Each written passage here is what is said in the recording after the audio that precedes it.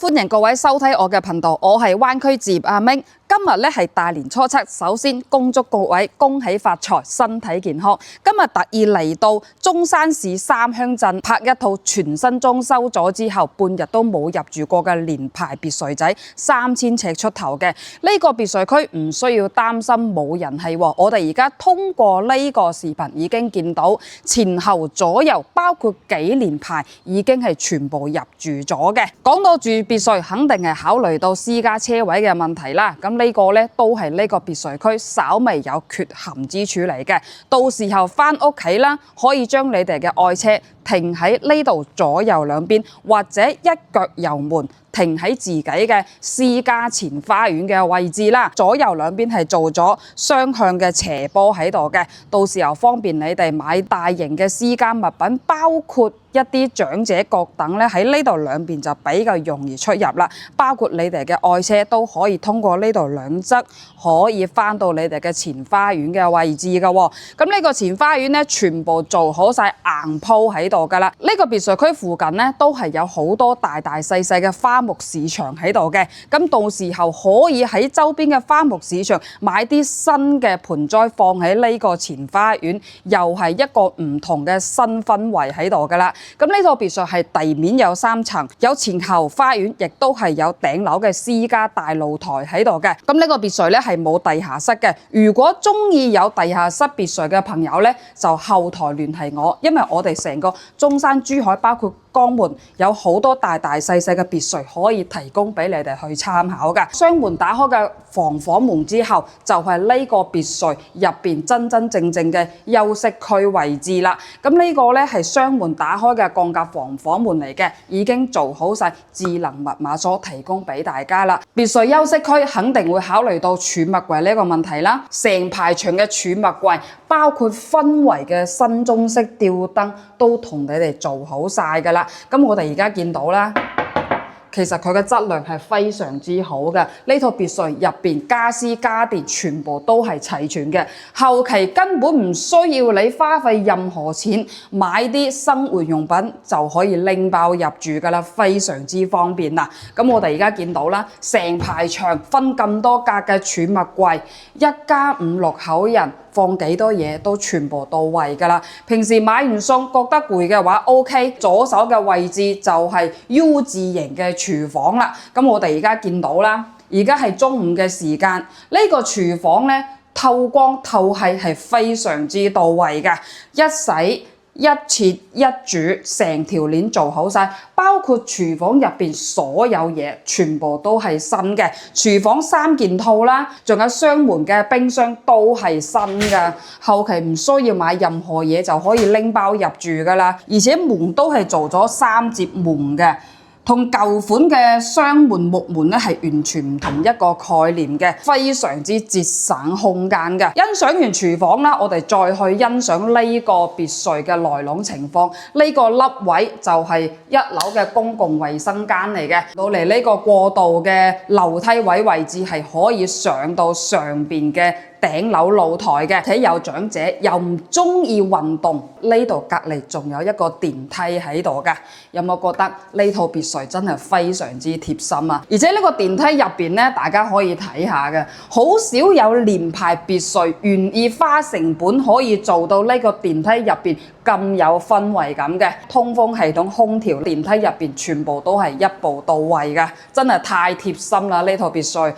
相對於市面上好多連排別墅3000尺出頭嘅別墅嚟講，真係好少願意有業主花費咁大嘅成本入去打造嘅。餐廳同埋會客廳嘅位置咧，現代輕且風嘅風格當中，部分嘅潛意識元素喺度嘅。所以我行到嚟呢個別墅咧，我坐喺呢個沙發嗰度半個鐘頭，我個心情都係非常之愉悅、非常之平和嘅。而且呢個餐客廳嘅位置咧，該有嘅家私家電全部都係齊全嘅。我哋而家見到呢個沙發啦，質量都係非常之好嘅。成個餐客廳嘅氛圍，我哋而家感受一下。天花吊頂，各種嘅氛圍燈，包括呢個搭配嘅元素，真係非常之舒服嘅。咁呢度咧，仲有一個屬於餐廳嘅儲物櫃喺度㗎。咁後期咧，如果你屋企有靚酒嘅話咧，就將你哋嗰啲柴嘅靚酒啊放咗呢度就 OK 噶啦。對開嚟呢個位置咧，我都係非常之欣賞嘅。我哋可以通過呢個鏡頭去欣賞一下氛圍燈啦，仲有呢棵禪意式嘅綠植啦，仲有呢一個吧台。咁平時屋企細路仔啦放咗學，可以喺呢度寫作業。或者平時夜晚一個人喺度飲下夜酒，呢個角落頭咧設計得非常之到位㗎。咁啱先入門口咧係有一個前花園嘅，咁打開前門口嗰個位置，其實一直連通到呢個硬鋪做好晒嘅後花園，係做到南北對流呢種感覺喺度㗎，非常之通風。對呢套別墅有興趣嘅朋友咧，真係可以過嚟感受一下呢個別墅嘅氛圍感㗎。呢個位置咧係做咗一個小型魚池喺度啦。咁住得別墅嘛，肯定係需要呢啲假山流水，包括小型魚池，先至會襯托到呢個別墅嘅美感喺度㗎。咁呢個後花園咧，該有嘅硬鋪，仲有護牆嘅瓷磚、氛圍燈，全部都係一步到位嘅。咁到時候請啲清潔阿姨，好簡單咁去沖下水抹下。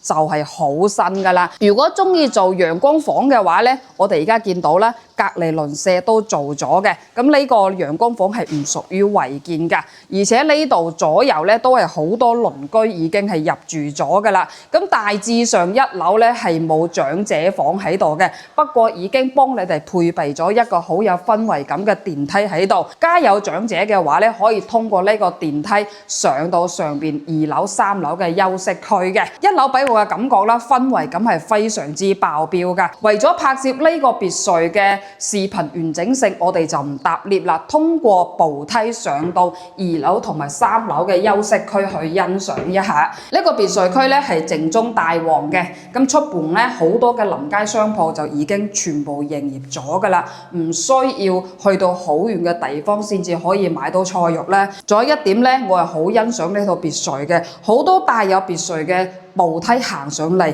最多都係咁闊嘅啫，非常之窄嘅。但係我哋而家見到啦，連行路上嚟嘅步梯都可以闊一半嘅空間距離喺度嘅喎。咁2樓咧，主要係做咗2個大嘅套間房喺度啦。咁我哋首先欣賞一下第一個休息房間，乾濕分離嘅洗手間啦，儀容儀表台，全部都係到位㗎，空間咧都係唔細嘅喎。就算身體比較肥胖嘅朋友啊，呢個淋浴區咧，佢嘅空間感都係非常之闊綽嘅。馬桶咧，儀容儀表台咧，再轉到呢個位置係呢個房間嘅休息區。我哋而家見到啦，全部嘅嘢都係新嘅。咁呢張床咧係1.5米嘅新床嚟嘅，係皮嚟嘅，質量非常之好嘅。飄窗呢個位置咧，都幫你哋做好晒氛圍感嘅椅啊，仲有呢啲飄窗該有嘅嗰啲剪啊，全部同你做好晒㗎啦。咁望出去嘅景觀咧，係望對面嘅隔離鄰舍嘅。除咗該有嘅床，仲有中央空調之外啦，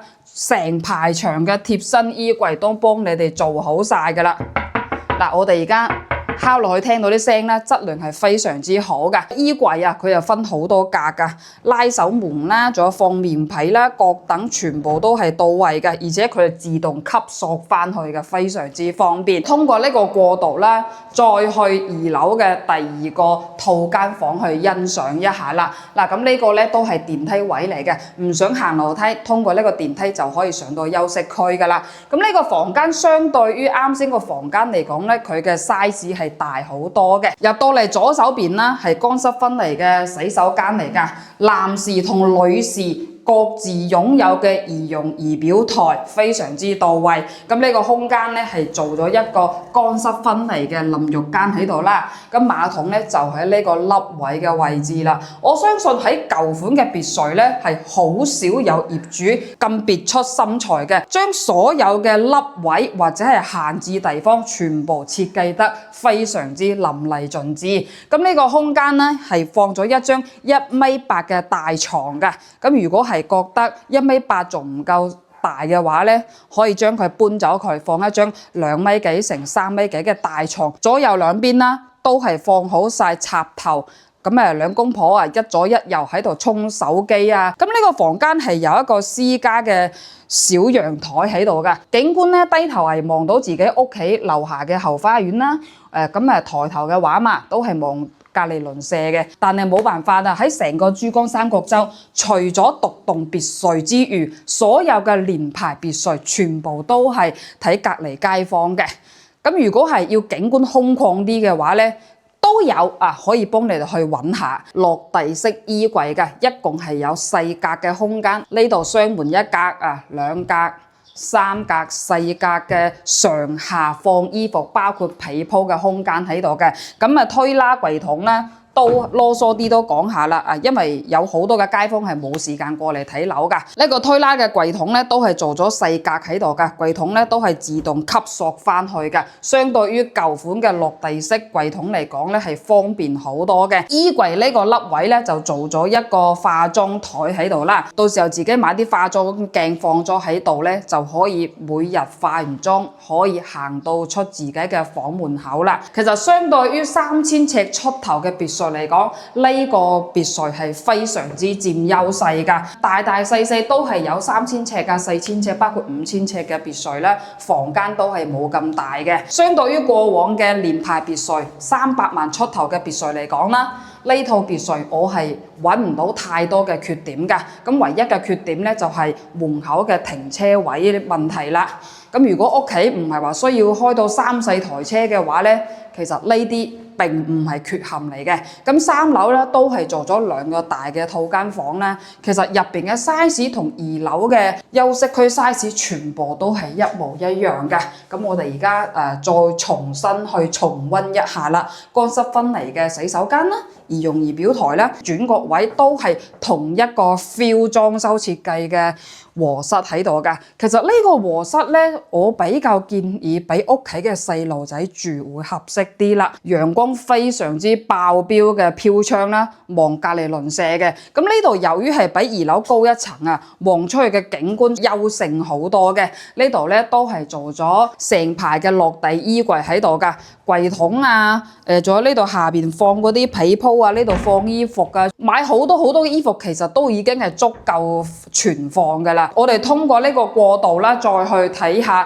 呢棟別墅最後一個房間啦。主人房係任你去揀嘅，2樓又得，3樓又得。咁我個人建議咧，就選3樓呢個作為主人房會更加有優勢啲咯。嗱，咁入邊咧都係乾濕分離嘅洗手間啦，男士同埋女士各自擁有嘅單獨儀容儀表台，淋浴區凹位都係全新嘅馬桶嚟嘅。咁我哋再過去睇下入邊嘅空間啦。其實佢呢度嘅 feel 咧，相對於2樓嗰個房間，佢嘅 feel 係有少少改變嘅，裝飾品唔同咁樣咯。1.8米全新嘅床，包括呢啲被啊，全部都係新嘅，全部一步到位嘅。到時候搬入嚟咧，請啲清潔阿姨全部幫你哋洗下呢啲被鋪嘅話咧，都唔需要去買噶啦。咁呢度出邊啊，都係有一個私家嘅露台喺度嘅，好似2樓嘅陽台咁啦。買啲現代式或者係新中式嘅吧台放咗喺度，夜晚喺度睇下書啊，或者係朝頭早瞓醒喺呢度飲下咖啡，飲完先至行出到大廳嗰度都 OK 嘅。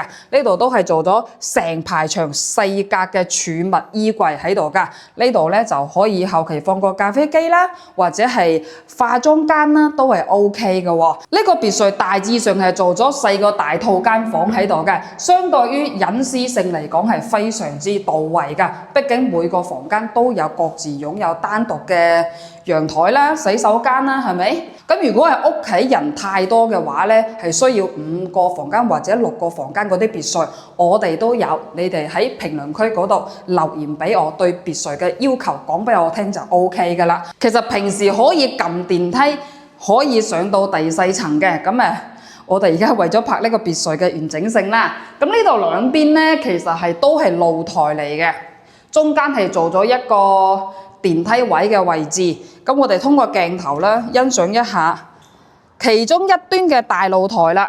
全部都做好晒地面硬化喺度㗎。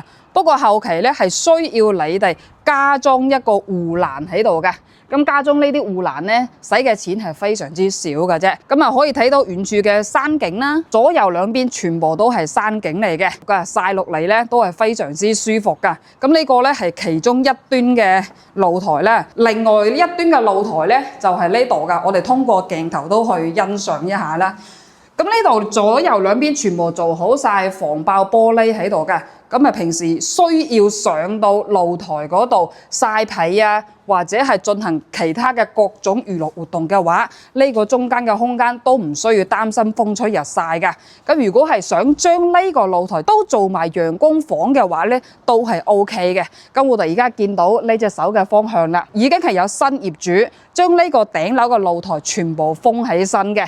我哋而家見到啦，左右兩邊包括後排、前排好多港澳嘅新業主翻到嚟呢度裝修居住啊、度假養老咁樣噶啦。成套別墅我哋介紹完畢啦喎。咁如果有你哋想了解，同時我又冇講到嘅話咧，咁你哋可以喺評論區嗰度留言，或者直接 WhatsApp 我都係 OK 嘅。畢竟我學識有限，只可以根據自己見到所有嘅嘢現場直播俾大家睇啦。咁呢個別墅咧真係好平啊，300萬出頭就可以拎包入住㗎喎，家私家電全部都係新嘅，包括床上用品全部都係新嘅，3000尺出頭，係地面有3層半嘅，一共係有4個套間房。相對於傳統舊款別墅嚟講咧，呢套聯排別墅我係俾80分嘅，80分已經係好高㗎啦，畢竟對得住佢嘅價錢。咁佢有前後花園啦，包括入邊嘅裝修風格咧係現代輕奢風。關於衣食住行啦，呢度係屬於靜中帶旺嘅。如果想周邊擁有好繁華嘅商業嘅話咧，呢個小區就唔係好合適。呢個小區係適合退休養老度假或者長期喺三鄉嗰度長期居住呢啲類型嘅街坊㗎喎。周邊嘅臨街商鋪包括菜肉市場全部已經營業晒㗎。咁到時候行到出邊咧就可以滿足晒你哋嘅衣食住行、生活用品各等嘅需求㗎。住喺呢度嘅街坊點樣返香港呢？喺呢度門口係有巴士去到港珠澳大橋嗰度嘅，咁可以通過港珠澳大橋再返到香港。另外唔想咁麻煩嘅話咧，可以去到雅居樂車站嗰度，巴士直接去到香港好多地方㗎。咁呢度揸車去到港珠澳大橋嘅話咧，就35到40分鐘嘅距離就 OK 㗎啦。除咗呢個別墅之外咧，成個珠海、中山、江門大大細細嘅別墅，我哋都係有好多貨俾大家去參考嘅。如果想了解呢3個區嘅別墅嘅話咧，你哋可以直接了當咁樣 WhatsApp 我，將你哋對別墅嘅要求以文字嘅形式或者語音嘅形式話俾我聽，咁我就可以根據你哋嘅需求鋪一啲別墅嘅資料俾你哋去參考㗎啦。咁我廢話咧就唔講咁多啦，畢竟學識真係有限啊。咁啊非常之感謝大家觀睇我呢條片啦，有你哋嘅支持，我相信會做得越嚟越好嘅。多謝晒大家。